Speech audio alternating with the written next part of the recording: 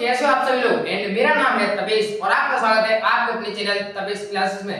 तो दोस्तों ध्यान से देखिएगा, आज से मैं स्टार्ट कर रहे हैं क्लास 12 केमिस्ट्री। इसको हम हिंदी में बोलते हैं रसायन विज्ञान। क्या बोलते हैं हम? रसायन विज्ञान। और उसका नाम क्या है? सबसे पहला जो चैप्टर है आपकी जो केमिस्ट्री में जो टोटल जो चैप्टर है वो 10 चैप्टर है, ज्यादा नहीं है, केवल 10 चैप्टर है और उनको हमें वन बाय वन पढ़ना है। तो सीरीज हम आज से स्टार्ट करेंगे और उस चैप्टर में पढ़ेंगे। सबसे पहला जो आपकी केमिस्ट्री का जो चैप्टर होगा उसका नाम है विलेन। अब ये कहां से आया विलेन, इस चैप्टर में क्या क्या पढ़ना है तो उसके बारे में हम पढ़ेंगे। मैं सीधा टॉपिक को स्टार्ट करूंगा तो ध्यान से समझना चैप्टर क्या कहता है, हमसे समझते हैं।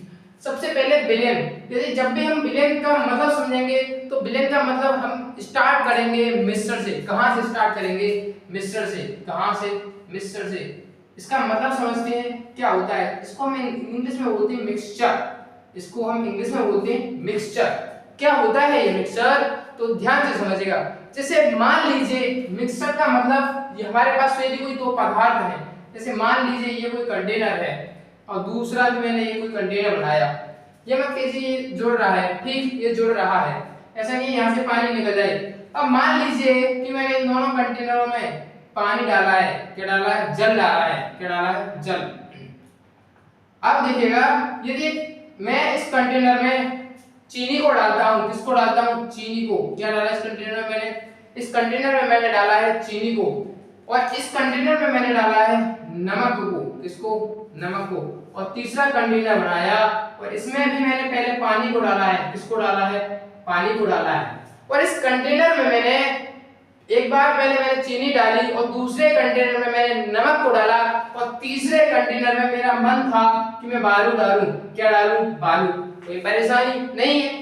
अब मैंने देखा कि जब पानी के अंदर क्या कहा मैंने, ध्यान से समझिएगा सबसे पहले कि मैं पानी के अंदर, किसके अंदर? पानी के अंदर यदि चीनी को डालता हूं तो मैंने देखा है और आपने भी देखा है कि ये पूर्णतः घुल जाती है, यानी पूर्णतः मिक्स हो जाती है। यहां बोलते हैं पूर्णतः मिक्स हो जाती है, यानी पूरी तरीके से मिक्स हो जाती है। और यदि मैं पानी में नमक को घोलता हूं तब भी ये कंडीशन बनती है, यानी ये पूर्णतः मिक्स हो जाती है। अब एक ऐसा समय आया कि जब मैंने पानी में बालू को डाला, या ऐसा समय भी आया कि पानी भी, ये पानी है और इस पानी के अंदर मैंने रेत को डाला। किसके? रेत को डाला यानी कि सॉइल, यानी कि मिट्टी को डाला। तो मैंने देखा है कि पानी के अंदर जब मैं बालू को डालता हूं, किसको डालता हूं? बालू को। और आपने भी देखा है ये जो होती है ये मिक्स नहीं होती। इसका मिश्रण, यानी मैं मिक्स करने की तो कोशिश कर रहा था, एक कंटेनर में पानी लाया और उसमें मैंने बालू को डाला, चम्मच से मिलाता गया, क्या घुल रहा था? नहीं घुला। तो ये मेरी गलती? नहीं गलती। इसमें मैंने चीनी को घोला, घुल गई, नमक को घोला, घुल गया, मेरी गलती? नहीं गलती। इसमें मैंने बालू को घोलने की कोशिश की पर लेकिन नहीं हुई, गलती मेरी? तो नहीं गलती। इसमें मैंने रेत को घोलने की कोशिश की पर लेकिन रेत की कुछ कंडीशन ऐसी होती है, यदि आप रेत को घोलो पानी में तो आपको लगता है कि वो घुल रहा है, पर लेकिन रियलिटी में होता क्या है कि वो घुलता नहीं है।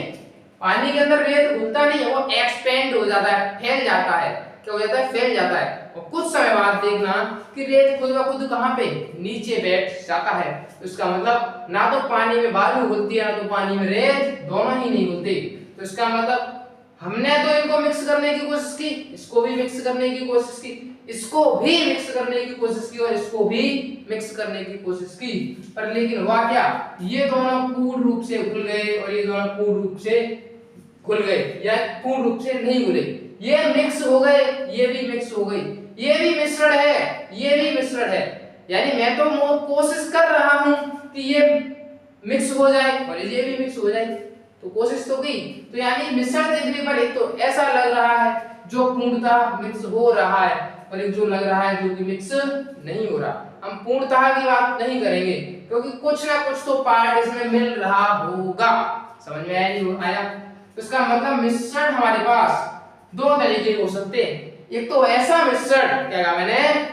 एक तो ऐसा मिश्रण जो पूर्ण रूप से घुल गया, तो एक ऐसा मिश्रण जो पूर्ण रूप से घुल गया, एक ऐसा मिश्रण जो पूर्ण रूप से घुल गया, उस मिश्रण का नाम होता है समांगी मिश्रण। उस मिश्रण का नाम होता है समांगी मिश्रण। बहुत आसान सा टॉपिक है, बस आपको थोड़ा समझना है, ज्यादा नहीं, केवल वीडियो पे ध्यान से देखना है। और एक ऐसा मिश्रण था जो कि पूर्ण रूप से नहीं घुला, मेरी गलती नहीं, कोशिश तो की मैंने। तो इसी मिश्रण को नाम दिया है हमने विषमांगी मिश्रण। इसको नाम दिया है हमने समांगी मिश्रण और दूसरे वाले को हमने नाम दिया है विषमांगी मिश्रण।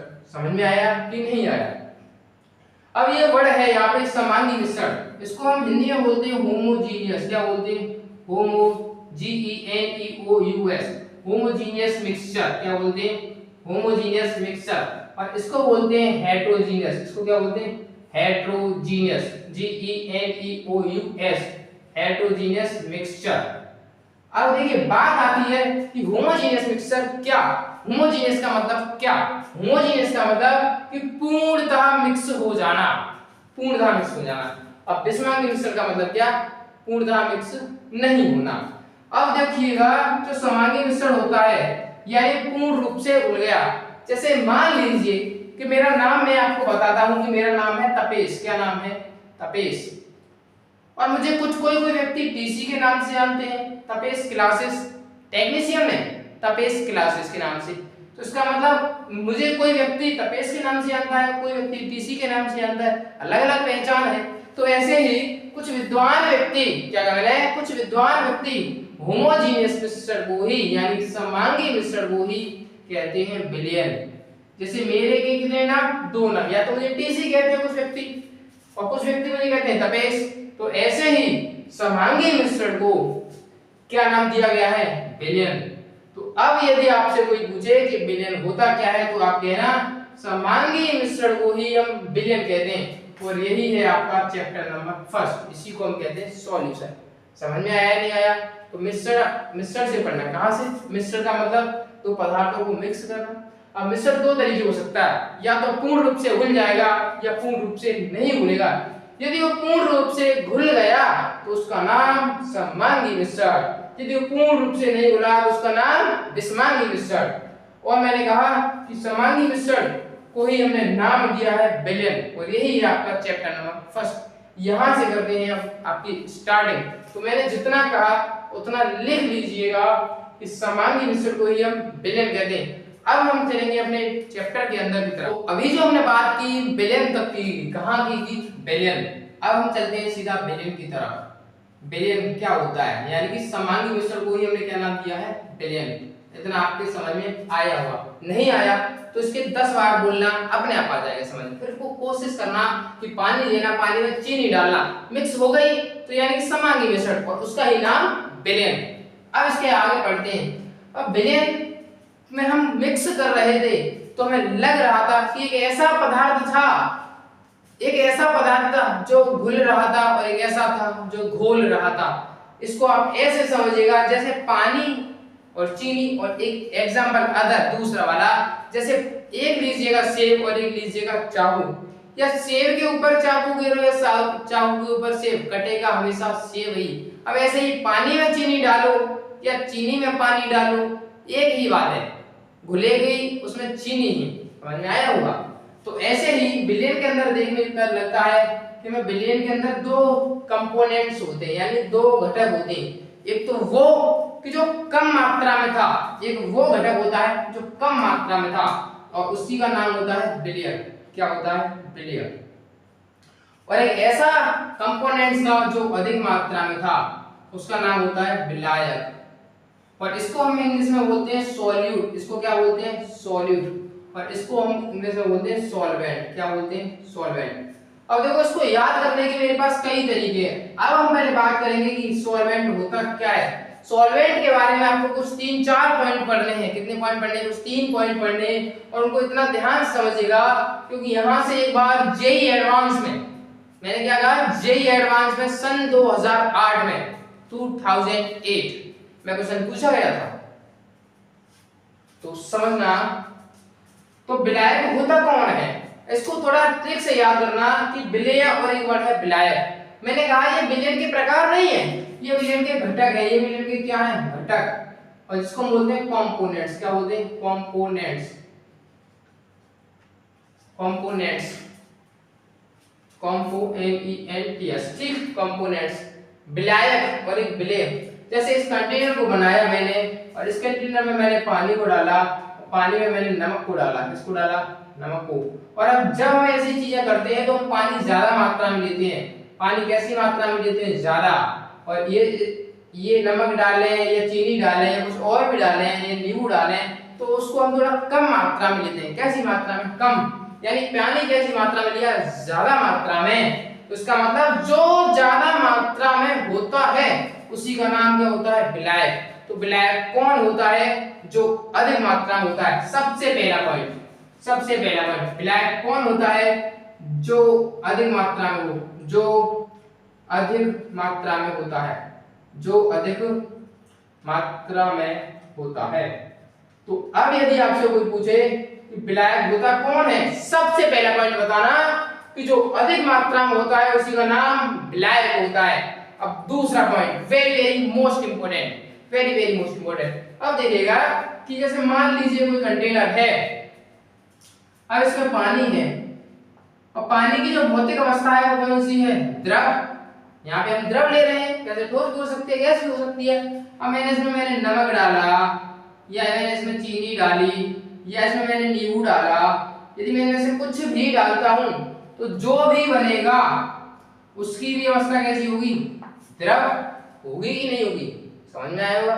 और यानी कि जो ज्यादातर चीजें को हम बोलते हैं, आप ज्यादातर जो चीजें लेते हो उसमें क्या, किसके अंदर बोलते हो, पानी के अंदर।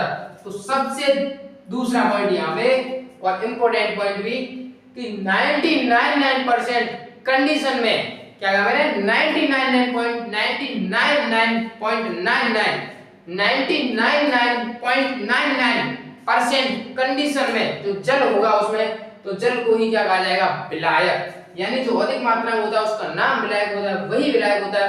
और दूसरा पॉइंट मैंने क्या कहा, 99.99% जल ही विलायक होता है, जल ही विलायक होता है, जल ही विलायक होता है।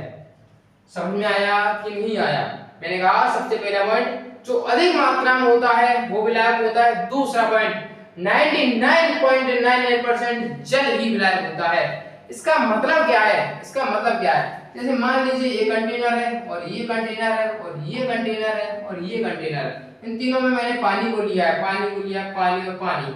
इसमें मैंने नमक को, इसमें मैंने क्या डाला, नमक, और इसमें मैंने चीनी, और इसमें मैंने नींबू, और इसमें मैंने ग्लूकोज। इससे सभी कंडीशन में जो पानी होगा, पानी होगा वही क्या होगा, विलायक। यानी ये मैंने पॉइंट जो लिखा है इतना महत्वपूर्ण है, बहुत ज्यादा महत्वपूर्ण। क्या कह रहा है ये कि 99.99% कंडीशन में यदि जल है उस विलयन के अंदर तो वो 99% विलायक होगा। जैसे आप कहते हो कि 100%, जैसे मैंने कुछ बात कही तो आप कहोगे 100% सही है, वैसे ही 99% कहो या 99.99% कहो तो उस कंडीशन में यदि जल है तो वहां पे क्या रहेगा, विलायक रहेगा।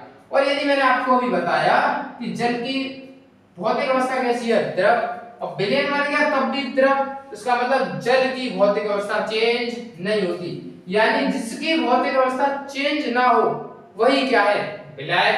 देखो नमक की चेंज हो गई, इसकी भी चेंज हो गई, चलो ये तो द्रव था, ठीक। तो हम कहेंगे जिसकी भौतिक अवस्था परिवर्तन ना हो, जिसकी भौतिक अवस्था चेंज ना होती हो, जिसकी भौतिक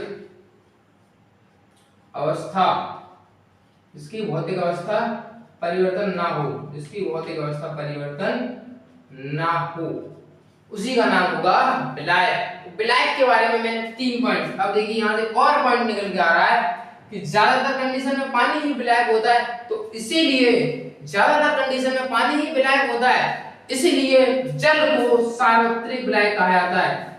जल ही सार्वत्रिक विलायक है, सार्वत्रिक विलायक है।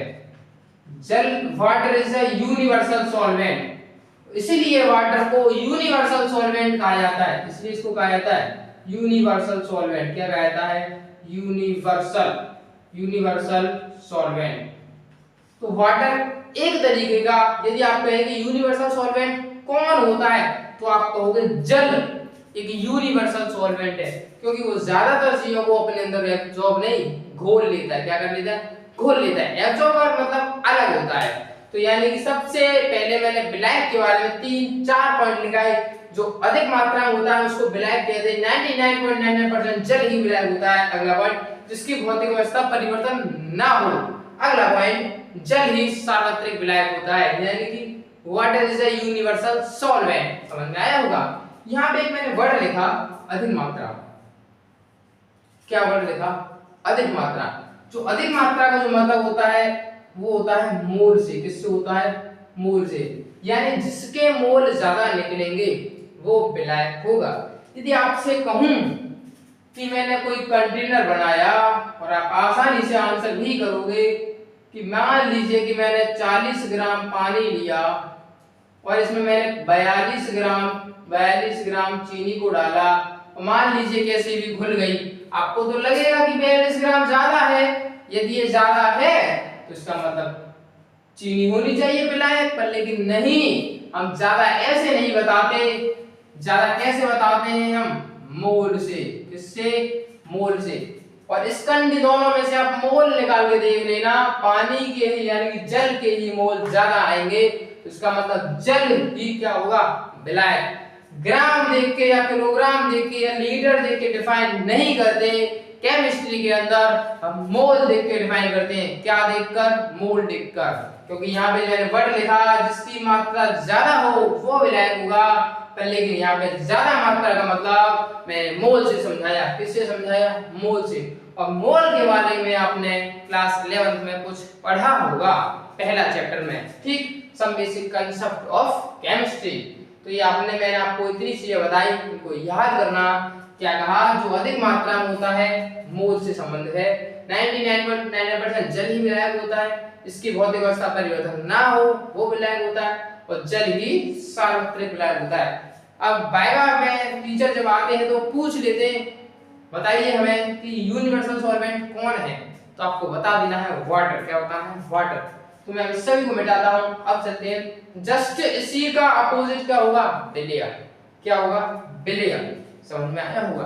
अब यहाँ से थोड़े आगे की तरफ चलते हैं, इसको थोड़ा नोट कीजिएगा। मैं बहुत बड़ी बड़ी डेफिनेशन नहीं लिख पाऊंगा। मैं बड़ी बड़ी डेफिनेशन मुझसे आती नहीं है कि बड़ी बड़ी डेफिनेशन कैसे लिखवाई जाए। मैं इसके बाद कंसेप्ट को क्लियर करने की कोशिश करूंगा, क्योंकि बहुत कुछ तो किताबों में लिखा रखा है, किताबों को पढ़िए।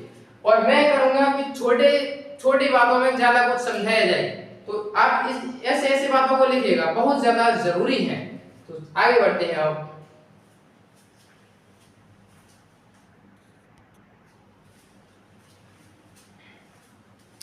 तो दोस्तों आज की वीडियो को यहीं तक रखते हैं। नेक्स्ट क्लास में हम बात करेंगे सांद्रता के बारे में, very very most important factor. दोस्तों वीडियो अच्छी लगी तो वीडियो को अपने दोस्तों के पास शेयर करें एंड चैनल को सब्सक्राइब करें एंड वीडियो को लाइक कमेंट करना ना भूलें। धन्यवाद दोस्तों।